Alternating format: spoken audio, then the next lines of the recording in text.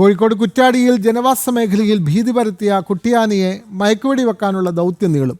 കരിങ്ങാട് ഭാഗത്ത് ആനയെ കണ്ടതായി DFO അറിയിച്ചു. മയക്കുവെടി വെച്ച് സ്ഥലത്തു നിന്ന് മാറ്റാനുള്ള ശ്രമം നീളുന്നതിൽ വലിയ പ്രതിഷേധത്തിലാണ് നാട്ടുകാർ. ദിസ്ന സുരേഷ് തയ്യാറാക്കിയ റിപ്പോർട്ട് കാണാം.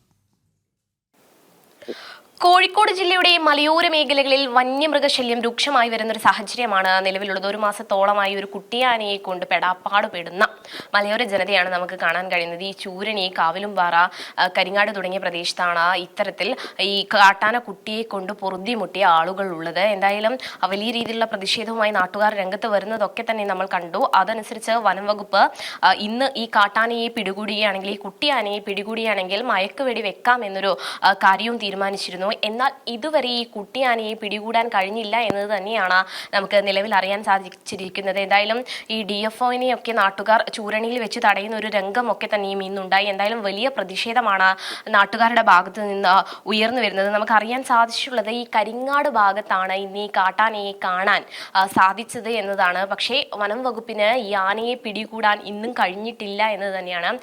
കഴിഞ്ഞ ദിവസങ്ങളിൽ ഈ മലയോര മേഖലകളിൽ വലിയ രീതിയിൽ വ്യാപകമായി കൃഷി നശിപ്പിക്കുന്ന സാഹചര്യം ഒക്കെ തന്നെ ഉണ്ടായി. അതോടൊപ്പം തന്നെ സ്കൂട്ടർ യാത്ര ചെയ്തിരുന്ന ആളുകൾ ഈ കാട്ടാനയെ കണ്ട് പരിഭ്രാന്തരായി ഓടുന്ന ഒരു സാഹചര്യം ഒക്കെ തന്നെ ഉണ്ടായി. എന്തായാലും നാട്ടുകാർ വലിയ പ്രതിഷേധത്തിലേക്കാണ് കടന്നിരിക്കുന്നത്. ഈ വന്യമൃഗശല്യത്തിനെതിരെ വനംവകുപ്പ് അധികൃതർ യാതൊരു തരത്തിലുള്ള നടപടിയും സ്വീകരിക്കുന്നില്ല എന്നൊരു പരാതിയാണ് ഉയർന്നിരിക്കുന്നത്. എന്തായാലും ഇന്നും ഈ മയക്കുവെടി വെക്കുക, കുട്ടിയാനയെ മയക്കുവെടി വെക്കുക എന്ന ദൗത്യം നീളുന്ന ഒരു സാഹചര്യമാണുള്ളത്. ഇങ്ങനെയാണെങ്കിൽ കുറേ ദിവസം നീണ്ടു പോവുകയാണെങ്കിൽ നാട്ടുകാർ വലിയ പ്രതിഷേധത്തിലേക്ക് കടക്കും എന്ന് തന്നെയാണ് നമുക്ക് നിലവിൽ അറിയാൻ സാധിച്ചിരിക്കുന്നത്. ഈ കാർഷിക വിളകൾ ഉൾപ്പെടെ നശിപ്പിക്കുന്ന ഒരു സാഹചര്യത്തിലേക്ക് ഈ വന്യമൃഗങ്ങൾ എത്തിയിരിക്കുന്നു എന്ന് തന്നെയാണ് നാട്ടുകാർ പറയുന്നത്. ഇതിനെതിരെ യാതൊരു തരത്തിലുള്ള നടപടിയും വനംവകുപ്പ് സ്വീകരിക്കുന്നില്ല എന്നൊരു ആരോപണമാണ് ശക്തമായി കഴിയുന്നത്.